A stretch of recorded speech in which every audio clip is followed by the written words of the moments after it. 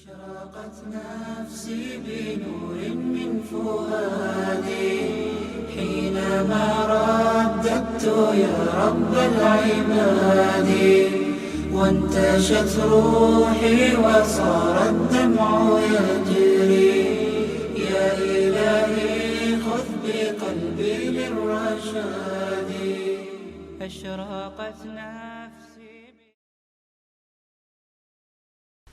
Bakara suresi tafsirininki 125. ayetinden başlayıp okuyumuz inşallah.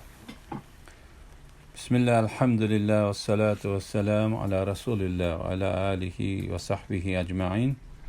Rabbi şirah li sadri ve yessir li emri ve hlul uqdeten min lisani yefkahu kavli. Amma ba'd. Esselamu aleyküm ve rahmetullahi ve berekatuhu. Tövende diktanlağa İbn Kathir rahimahullah'ın Kur'an-ı Kerim tefsiri Uygurca tercümesinin Bakara suresi 125. ayetinden başlayıp okuyumuz inşallah. Ba'da euzu billahi mineşşeytanirracim. İbrahim bilen İsmail'a öyümni, yani Ka'bini tavaf kılgıcılar, etikapta olturgıcılar, ruku kılgıcılar, secde kılgıcılar üçün pak tutuşunu buyurdu. Öz vaxtida İbrahim, Rabbim bu yerini, yani Mekke'ni tinch şehir kılıp bergin. Ahalisinden Allah'a ve ahiret günüge iman etkanlarını türlük meyveler bilen rızıklandırgan dedi. Allah kafir bolgan adamnımı rızıktan azgını müddet, yani hayatlıkada behrimen kılıman. Ondan keyin onu ahirette dozak aydayman dedi. Bu nime degen yaman akıbet? Öz vaxtida İbrahim bilen İsmail Ka'bının ulunu qopurup etip, Rabbimiz bizning hizmetimizni qabul qilgan, sen haqiqatan duoyimizni anlab turg'uchisan, niyatimizni bilib turg'uchisan, hajjimizning qoidalarini bildirgan, tavbamizni qabul qilgan. Chunki sen tavbani nihoyat qabul qilg'uchisan, nihoyat mehribonsan. Ka'bani pak tutishga buyurish. İbrahim bilen İsmail'a öyümni, yani Ka'bini tavaf kılgıçılar üçün pak tutuşunu buyurdu. Hasan Basri bu ayetinin manası hakkında mındaktaydı. Allah Teala İbrahim aleyhisselam bilen İsmail aleyhisselamni Ka'bini paskina ve necis nerslerden pak tutuşka, Ka'biga o nerslerden yukup kalmaslıkka buyurdu. Tavaf kılgıçılar, etikapta olturgıçılar, ruku kılgıçılar, secde kılgıçılar üçün pak tutuşunu buyurdu. Mücahid ve Sa'id ibn Cübeyr bu ayetinin manası hakkında mındaktaydı. Paklaş bolsa butlardan, paskın neslerden ve yalgan sözlerden tazlaştığın ibarettir. Tavaf kılgıçılar, etikapta olturgıçılar. Nurg'unlagan olimlar tavaf qilg'uchilar degan so'zga yoqi yurtlardan kelganlar deb ma'no berdi. Etikapda o'ltirg'uchilar degan so'zga Mekkadagi yerlik kishilar deb ma'no berdi. Masjidlarni pokiz tutishning lozimligi bu oyatdan va Alloh taolaning tuvandagi oyatidan chiqib turdi. Alloh taolo mundoq deydi: Allohning ulug'lanishi va isminin yad etilişi buyurulgan mescitlerde müminler etigen akşamda tesbih etip turdu. Hadislerinin içinde mu mescitlerini pak tutuş doğruluk nurgun hadisler var. Peygamber aleyhisselam mındak deydi: mescitler özüge münasip işler, ibadet üçün silindi. Mekke'nin hürmetini töküşünün haram kılınganlığı.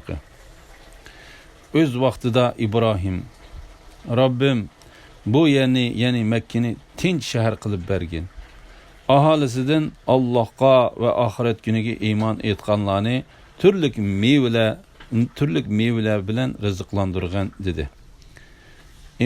İmam Ebu Ja'far İbn Cerir bu ayetinin manası hakkında Cabir İbn Abdullah radıyallahu anhumadan Peygamber aleyhisselamның mundak degenlikini rivayet kıldı. İbrahim aleyhisselam Ka'b'de, yani Mekke'de bir narsa o'ltirish yoki daraxtlarni sundirishdek ishlarni harom qilib, kishilarga uni xotirjam o'rin qildi. Men Madinada 2 qora toshliq zaminning orliqidagi yerlarni harom qildim. Bu orliqda ovlanmaydi. Daraxtlar sundirilmaydi.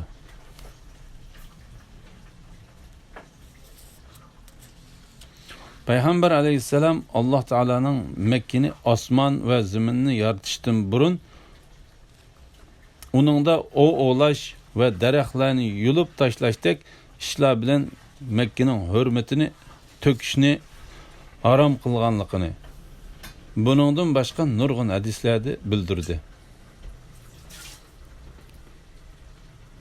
Abdullah ibn Abbas radhiyallohu anhuma Payg'ambar alayhissalomning Makkani fatih qilgan, ya'ni ozod qilgan kuni mundaq deganligini rivoyat qildi.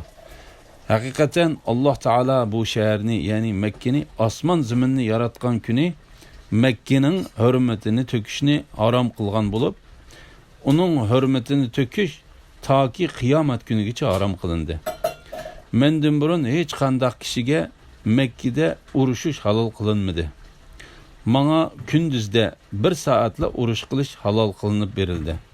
Ondan Alloh taolaning uning hurmatini to'kishni harom qilishi bilan uningda urush qilish toki qiyomat kunigacha harom bo'ldi. Uning tikanlari kesilmaydi. Hayvonlari ürkitilmaydi. Uningda tushib qolgan narsani kishilarga e'lon qilib, uni egisiga yetkazib beradigan kishidan boshqa bir kishi olmaydi.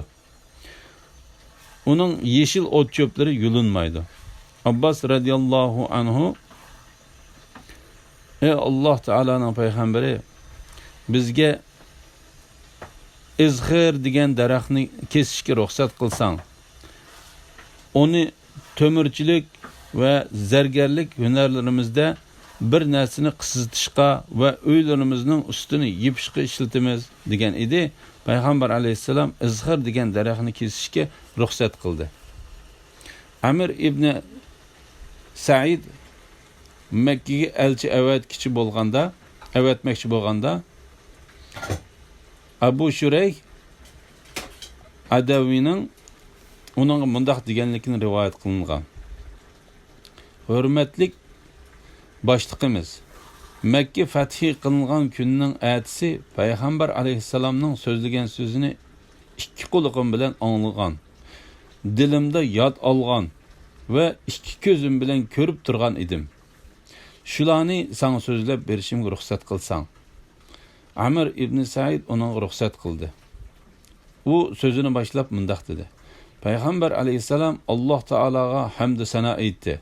Ondan mundaq dedi. Mekke'nin hürmetini tökmezlikni Adem'le emas, belki Allah Teala haram kılgan. Allah Teala'ga ve kıyamet günüge iman keltirgen Adem'nin onunda kan töküşü, yani uruş kılışı ve onun daraxtlarını kesişi halal emas. Eğer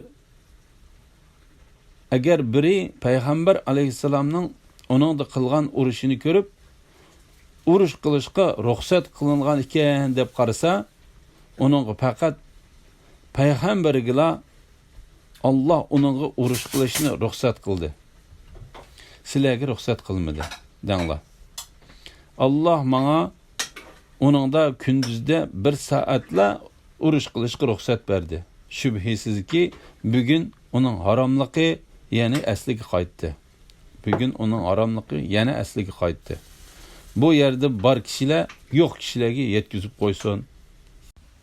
Abu Shurayhdan sen bu so'zlarni Amir ibn Saidga so'zlab bersang, u sana nima dedi deb so'ralganda, u Amir ibn Said menga, ey Abu Shurayh, men buni sendan yaxshiroq bilaman. Harom asiga bir kishini o'ltirib etib veya ki her qandaq birer buzg'unchilikni qilib qechib kirib olgan kishiga panohlik bermaydi deb javob bergan. Alloh taolo osmon zaminni yaratgan kuni Makkaning hurmati töküşni harom, Mekkening hurmatini töküşni harom qildi degan ma'nini bildiradigan hadislar bilan İbrahim alayhissalom uni harom qildi degan hadislarning oraliqida hech qanday zidlik yo'q. Chunki Mekkening hurmatini töküş Alloh taolaning dargohida İbrahim alayhissalom Ka'bani silishdan burun harom qilingan. İbrahim alayhissalom Alloh taolaning Mekkening hurmatini töküşni harom qilgan hukmni kishilarga yetkazdi. Bu xuddi Adem alayhissalom o'zining liyiga milinib yotgan chig'ida, ya'ni u yaratilishdan burun uning naslidan bo'lgan payg'ambar alayhissalom Alloh taolaning dargohida eng oxirgi payg'ambar deb yozilgan bo'lsa-mu, İbrahim alayhissalom Alloh taoladan bir payg'ambar avatishni tilab, Robbimiz ularning ichidan oyatlaringni ularga tilovat qilib berdigan kitobingni, ya'ni Qur'onni, hikmatni, ya'ni pok sunnatni ularga o'rgatadigan, ularni mushriklik va gunohlardan pok qiladigan bir payg'ambar avatgan deganiga o'xshash bir ish bo'lib, Alloh taolo dargohida ularning ichidan bir payg'ambarni avatadiganligini yezib o'tganiga asosan İbrahim alayhissalomning duosini ijobat qildi. U hadisning davomida mundaq deb keldi.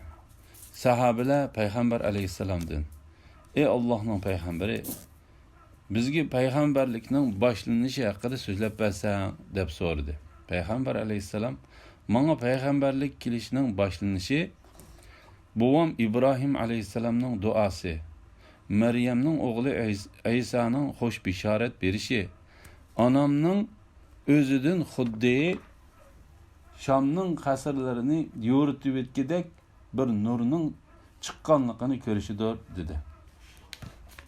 İbrahim alayhissalomning Allohdan Makkaga xotirjamlik va rizq ato qilishini tilab qilgan duosi. Alloh taolo İbrahim alayhissalom haqida mundaq deydi: "Robbim bu yerni, ya'ni Makkani tinch shahar qilib bergin. Ya'ni uningda yashagan kishilar hech qanday qo'rqinch his qilmaydi. Alloh Makkani İbrahim alayhissalom tilagandek o'z taqdirida va shariatida xotirjam o'rin qildi." Alloh taolo uni xotirjam o'rin qilganligi to'g'risida mundaq deydi: "Baytullohga kirgan odam amin bo'ladi.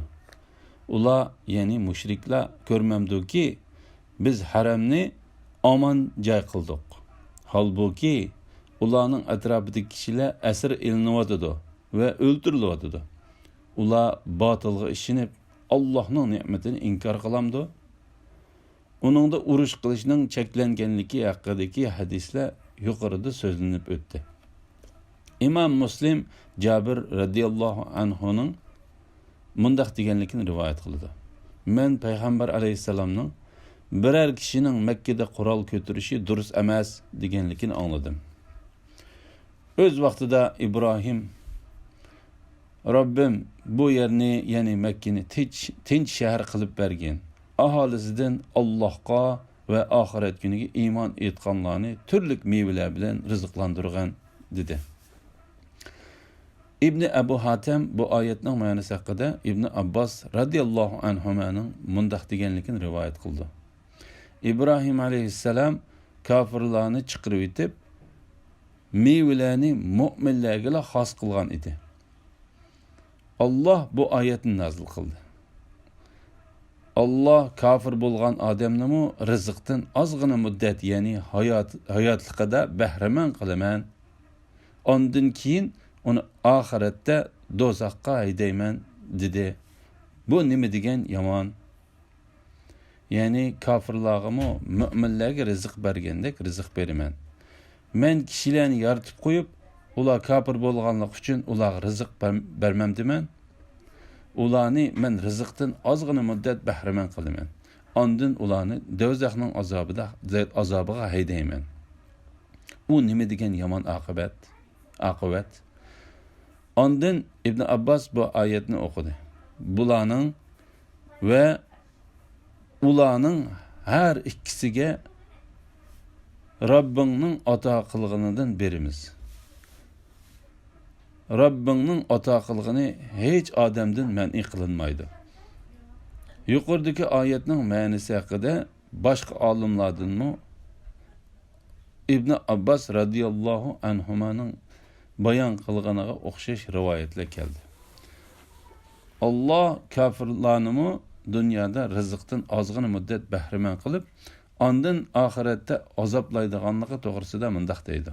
Ey Muhammad sallallohu alayhi vasallam, aytqinki, Allohga yolg'onni chaplaydiganlar haqiqatan do'zax azobidan qutula olmaydi. Ular bu dunyodan ozgina vaqtli bahramand bo'ladi. Ondan ular hisob berish uchun bizning dargohimizga qaytadi. Ondan kafir bo'lganliklari sababidan ularga qattiq azobni tetitimiz. Kimki kafir bo'ladi ekan, uning kufri seni qayg'uga solmasin. Ular bizning dargohimizga qaytadi. Ularga dunyodagi qilmishlarini aytib beramiz. Alloh haqiqatan ularning dillardikini bilib turg'uchidir. Ularni dunyodan ozgina muddat bahramand qilamiz. Ondan ularni qattiq azobni tetishga majburlaymiz. İnsanlar kuffarlarning bayashat turmushini ko'rib, kufrga qiziqib, ularga qo'shilib, hammasi kufrida bir ummat bo'lib qolmaydigandek bo'lsa edi, marhamatlik Allohni inkor qilgan kishilarning o'ylarining o'g'izlarini va uningga chiqadigan sho'tillarini kumushdan qilib beradi. Ularning o'ylarining eshiklarini va taxtillarini kumushdan qilib beradi. Ular taxtlarga yo'linib o'ltiradi. Yuqorqilarning ba'zisini oltindan qilib beradi. Ularning hammasi faqat dunyo tirikchiligida foydalaniladigan narsalardir.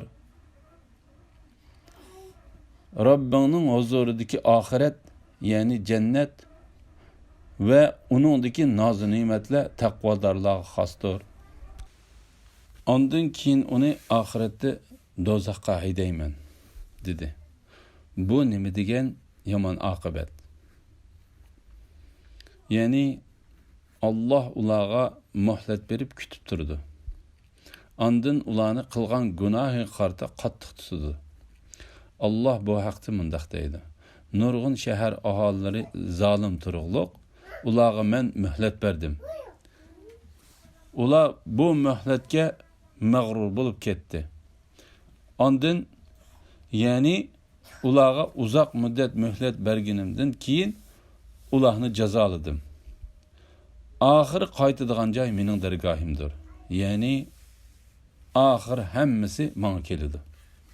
İmam Buxoriy va Muslimning hadisida mundaq keldi.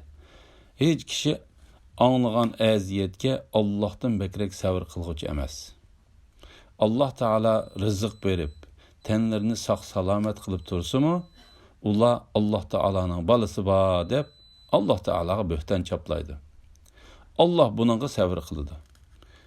İmam Buxoriyning hadisida yana mundaq deyilgan. Allah zalimni qilgan jinoyat uchun aldirab tutmaydi. Allah uni tutgan chaqda u Alloh taolaning jazosidan hargizmi qutula olmaydi. Ondan payg'ambar alayhisalom bu oyatni o'qidi. Rabbing zolim yurtlar aholisini halok qilsa, ayni shunda halok qiladi. Allohning azobi haqiqatan to'limi qattiqdir. İbrahimning Ka'bani selishi va shu ishning Alloh taolaning dargohida maqbul bo'lishini tilganligi. O'z vaqtida İbrahim bilan İsmail Ka'baning ulini qo'pirib etib, Rabbimiz bizning xizmatimizni qabul qilgan. Sen haqiqatan duoyimizni anglab turg'uchisan. Niyatimizni bilib turg'uchisan. Rabbimiz ikkimizni o'zingga itoatman qilgan. Bizning avlodlarimizdanmi o'zingga itoatman ummat chiqargin. Bizga hajjimizning qoidalarini bildirgin. Tavbimizni qabul qilgan. Chunki sen tavbini nihoyat qabul qilg'uchisan.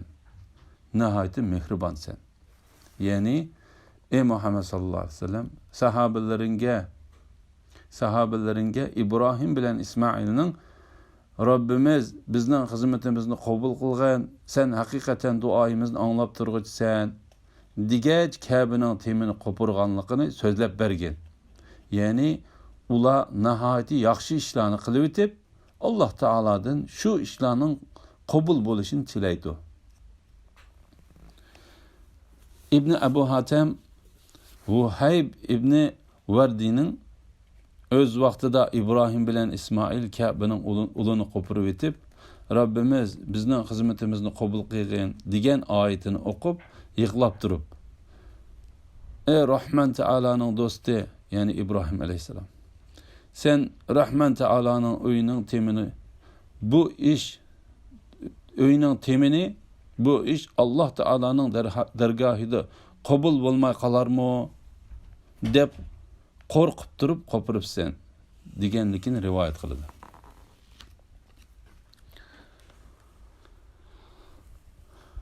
Allah haqiqiy mu'minlarning yaxshi ishlarini qilib turibmi, u ishlar Alloh dargohida qabul bo'lmay qolarmikin deb qo'rqqanligini bayon qilib mundaq deydi.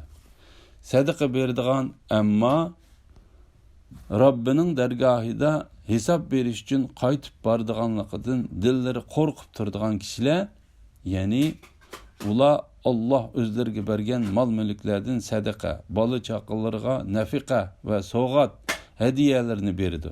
Hamda u bergan narsalar Alloh taolaning dargohida qabul bo'lmay qolarmikin deb ansiraydi. Imom Buxoriy İbn Abbas radhiyallohu anhumaning mundaq deganligini rivoyat qiladi. Ayollar o'ziga xos o'rin tutishni tunji bo'lib İsmailning onasi Hajardan ulgu oldi. Hajar o'zining Saraga bo'lgan kundashligini yoki o'chmanlikini yo'qotish uchun ayrim bir o'rinni tutib o'ltirdi. Ondan İbrahim Hajarni ve imovotgan o'g'li İsmailni Makkaga ilib kelib, Haram masjidining yuqori tarafidagi Zamzam quduqining yonida cho'ng bir daraxtning yoniga o'rinlashtirdi. U kunlarda Makkada ne odamzod, ne ichkudek suv yo'q edi. U ularni shu yerga o'rinlashtirib, ularning yoniga azroq xo'mi bilan bir tulum suvni qo'yib qo'ydi. Ondan İbrahim alayhisalom keyniga o'rilib menib edi. İsmailning onasi Hajar uning keynidan berib, ey İbrahim, bizni hech qanday narsa yo'q, odamsiz sahroga tashlab qo'yib nega borsan degan so'zni 3 qitim takrorladi. İbrahim uningga qarabmi qo'ymadi. Ondan Hajar, seni Alloh mushundaq qilishga, ya'ni bizni bu yerda tashlab qo'yishga buyurdimi deb so'radi. İbrahim, ha deb javob berdi. Hajar, undaq bo'lsa Alloh bizni saqlag'uchidir deb balasining qishig'i qaytib keldi. Ondan İbrahim alayhisalom safarga yo'l oldi. İbrahim ayoli va balasi ko'rinmaydigan Saniya degan yerga borganda yuzini Ka'ba tarafga qilib, qo'lini ko'tarib turib bu duoni o'qidi. Rabbimiz avlodimning bir qismini, ya'ni balam İsmail bilan ayolim Hajarni namoz o'qisin, ya'ni sana ibodat qilsin deb sening hurmatli uyingning qishidagi ekinsiz bir vodiga, ya'ni Makkaga o'rinlashtirdim. Rabbimiz bir qism kishilarning dillarini ularga moyil qilgan. Ularni shukr qilsin deb turli mevalarni ularga rizq qilib bergan. Hajar İsmailni emitdi. O'zi İbrahim alayhisalom qo'yib qo'ygan suvni ichdi. To'limdagi suv tugaganda u va o'g'li İsmail ussizlikdan to'lg'ang'ilni boshladi. Hajar o'g'lining bu holini ko'rishni xohlamay, uning qishidan boshqa joyga qarab mangdi. Safa texi shu yerdagi tog'larning ichidagi eng yaqini edi. U shu tog'ga chiqdi. Ondan biror odam ko'rinarmikin deb vodiga qarashga boshladi. Lekin u birma odamni ko'rmadi. Ondan Safa teg'idan tushib jilg'iga keldi de kiyimining bir tarafini ko'tarib jilg'idan yugurib o'tdi. Ondan Marva tog'iga kelib, tog'ning ustida turdi va biror odam ko'rinarmikin deb qaradi. Hech bir odamni ko'rmadi. U bu ishni 7 qitim takrorladi.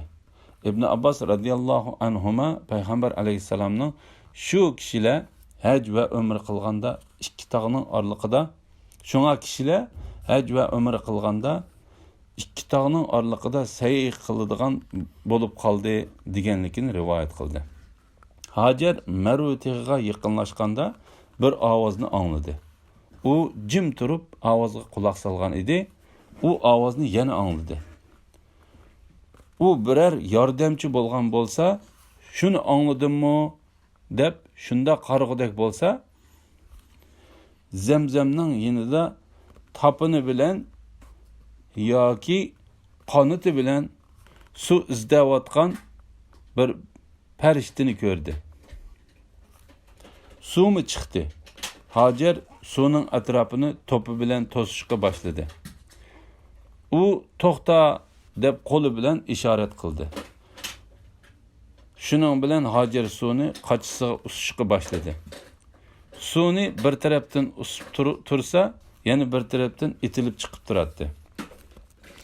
Ibn Abbas radhiyallohu anhuma payg'ambar alayhisalomning mundaq deganligini rivoyat qildi. Allah İsmailning onasiga rahmat qilsin. U Zamzamni o'z holiga qo'yib qo'ygan bo'lsa yoki u suvdan usmagan bo'lsa, Zamzam jazman eriqdek eqib turadigan bo'ladi. Eriqdek eqib turadigan buloq bo'ladi. Ibn Abbas mundaq deydi. Hajar suvdan ichdi va bolasini emitdi. Ondan farishta uningga: "Siz halok bo'lib ketishdan qo'rqmang. Bu yerda Alloh taolaning bir uyi bor, Ka'bani demakchi. Uni bu bala va uning otasi soladi. Alloh taolo o'zi igdorchilik qilgan yaxshi kishilarni halok qilmaydi," dedi. Ka'ba zamindan do'nga o'xshash ko'tarilib turadi. Kelkun kelib qolsa, suv uning o'ng va so'l yonidan iqib ketadi. Kunlar shundoq o'tdi. Jurhum qabilasidan bir turkum kishilar yoki Jurhum qabilasidan bir oilaning kidoi yo'lidan kelib o'tib, ularning qishidan o'tdi va Makkaning to'van tarafiga tushdi. Ular bir narsaga intilib to'xtamay cho'rgilayotgan bir qushni ko'rib, shaksiz u qush suvning atrofida aylanayotdi. Biz bu vodida suv yo'qmikin degan idiq dedi. Ondan ular bir yoki ikki kishini avatdi. Ular suvni ko'rdi. Ondan qaytib kelib suv borligini aytdi. Ondan ularning hammasi kelishdi. İsmailning onasi suvning yonida edi. Ular uningga: "Biz sening qishingga tushib bu yerda yerlashib qolsak ruxsat qilamsan?" dedi.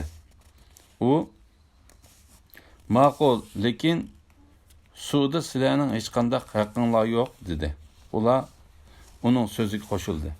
Ibn Abbas mundaq deydi. Payg'ambar alayhisalom İsmailning onasi bu ishqa uning yonida o'ltiraqlashib qolishiga tasodifiy yo'liqib qoldi. U kishilar bilan birga yashashni yaxshi ko'radi, dedi.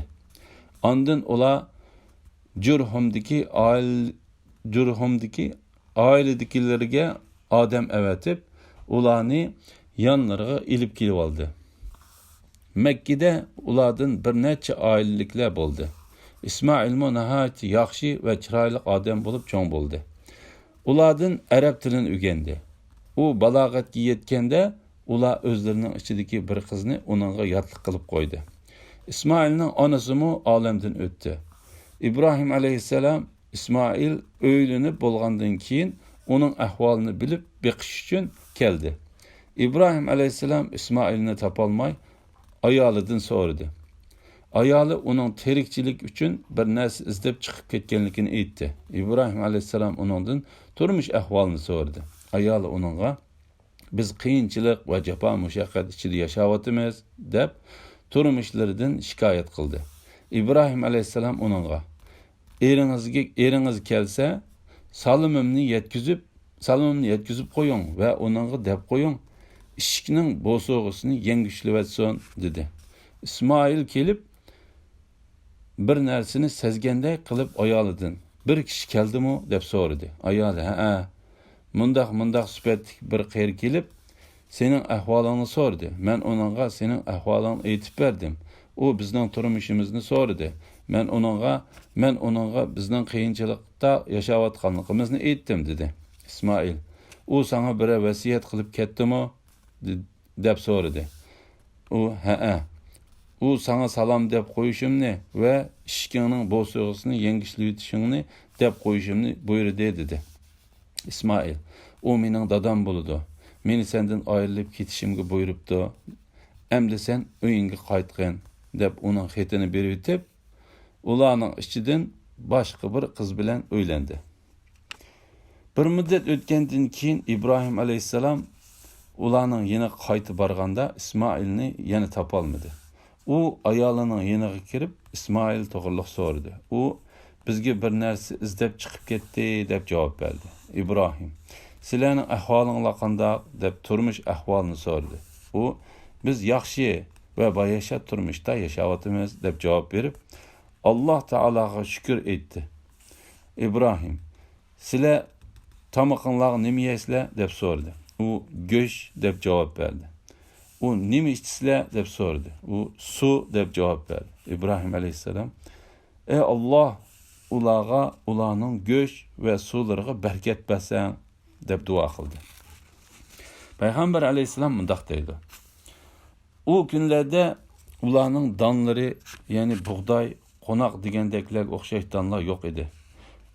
Agar u bo'lgan bo'lsa, uningga duo qilgan bo'ladi. İbrahim aleyhisselam mundaq deydi. Go'sht bilan suv Mekkening sirtidimi hamma kishilarning yemekligi bo'lmagan bo'lsa, Mekkening sirtidagi bir kishiga singmagan bo'ladi. İbrahim aleyhisselam uningga mundaq dedi. Eringiz kelsa uningga salom deb qo'ying. U ishikning bo'sog'isini yaxshi saqlasin. İsmail kelib uningga bir kishi keldimi deb so'radi. U, ha, nihoyat kelishgan bir peshqadam odam kelib sening ahvolingni so'radi. Men sening ahvolingni deb berdim. U bizning turmushimizni so'radi. Men uningga bak yaxshi yashayotimiz deb javob berdim. U sana salom aytdi va ishikning bo'sog'isini ching saqlashingni aytdi, buyurdi dedi. İsmail, u mening dadam, bo'sog'i degani sen bo'lasan. U mening seni ching saqlashimni buyuribdi dedi. Ondan İbrahim aleyhisselam bir muddat o'tgandan keyin qaytib keldi. İsmail Zamzamga yaqin bir daraxtning ustida o'qyasini ushlab o'ltiratdi. U İbrahimni ko'rib o'rnidan qopdi. U ikkisi boshqa ota-bolalar qanday ko'rishgan bo'lsa, shunday ko'rishdi. Ya'ni İbrahim bilan İsmail ota-bolaning o'rtasida bo'ladigan hurmat va salom bilan ko'rishdi. Ondan İbrahim, ey İsmail, Alloh meni bir ishga buyurdi dedi. U uningga, Rabbing buyurgan ishni qilgan dedi. U, sen menga yordam beramsan dedi. U, bo'ladi dedi. İbrahim, Alloh meni bu yerga bir uyni Ka'bani silishimni buyurdi deb shu yerning atrofidagi egiz do'ngni ko'rsatdi. Shuning bilan u ikkalan Ka'baning ulini soldi. İsmail taş ekilib berdi. İbrahim Ka'bani soldi. Ka'baning temi bak egiz ko'tarilib ketgan edi. İsmail heliq toshni elib kelib İbrahimning putining ostiga qo'yib berdi.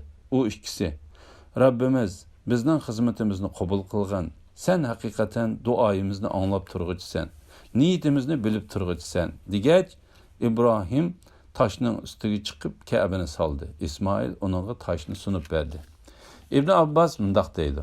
Bu ikkisi Rabbimiz bizning xizmatimizni qabul qilgan. Sen haqiqatan duoyimizni anglab turg'uchisan. Niyatimizni bilib turg'uchisan degach, Ka'baning atrofini aylanib, Ka'bani silishga boshladi. Alhamdulillah, Alloh shukrlar bo'lsin.